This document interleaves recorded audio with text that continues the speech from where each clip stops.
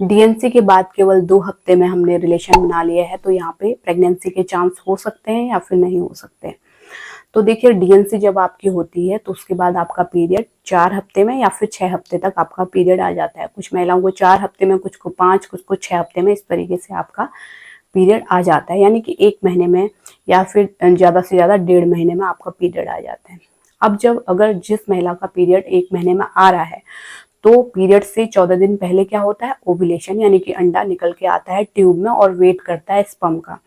अगर उस दौरान आपने विदाउट प्रोटेक्शन के साथ रिलेशन बनाया होगा तो स्पर्म जाके अंडे से मिल जाएगा और प्रेगनेंसी वहां से लग जाएगी। आपका सवाल था कि हमने डीएनसी के बाद 2 हफ्ते बाद रिलेशन बनाया है, यानी कि 14 दिन बाद हमने रिलेशन बनाया है या फिर 14वें दिन में हमने रिलेशन बनाया, तो वो एक टाइम होता है, फर्टाइल विंडो जिसको कह सकते हैं। हो सकता है आपका ओव्यूलेशन उस दौरान चल रहा हो, कोई मतलब फिक्स नहीं है कि ओव्यूलेशन कब होगा, क्योंकि कई बार 6 हफ्ते में भी पीरियड आता है तो कई बार 4 हफ्ते में भी पीरियड आ जाता है ना। तो रिस्क तो है क्योंकि 14 दिन पहले आपका ओव्यूलेशन हो जाता है पीरियड से पहले। तो इसलिए जब भी आप डीएनसी के बाद रिलेशन बना रहे हैं, आपकी ब्लीडिंग रुक गई, आपको रिलेशन बनाने के लिए डॉक्टर ने कह दिया है, तो आप रिलेशन बिल्कुल बनाइए, लेकिन प्रोटेक्शन का ध्यान रखिए। प्रोटेक्शन आप यूज करेंगे तो आपको प्रेगनेंसी नहीं लगेगी। लेकिन कुछ महिलाएं सोच लेती हैं अभी हमारी डीएनसी हुई है 2 हफ्ते पहले, तो अभी हम मतलब प्रेगनेंसी हमें नहीं लग सकती, लेकिन आपको प्रेगनेंसी लगने का रिस्क रहता है।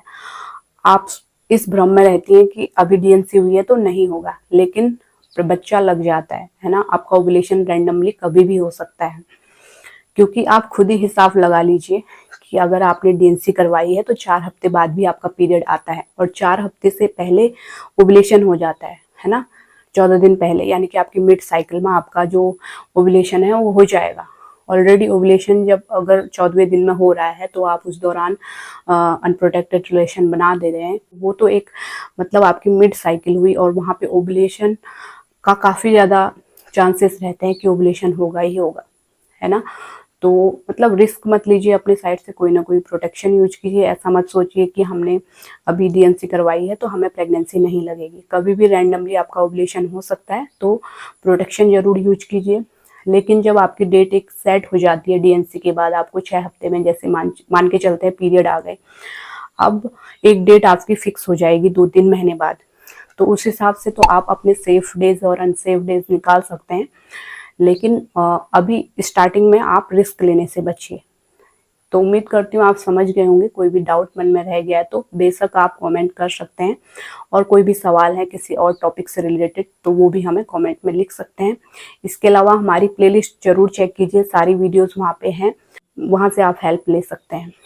तो उम्मीद करती हूँ इस वीडियो से आपको हेल्प मिली होगी। लाइक कीजिए, शेयर कीजिए और चैनल को जरूर सब्सक्राइब कीजिए ऐसे हेल्पफुल वीडियो आगे भी देखते रहने के लिए। Thanks for watching.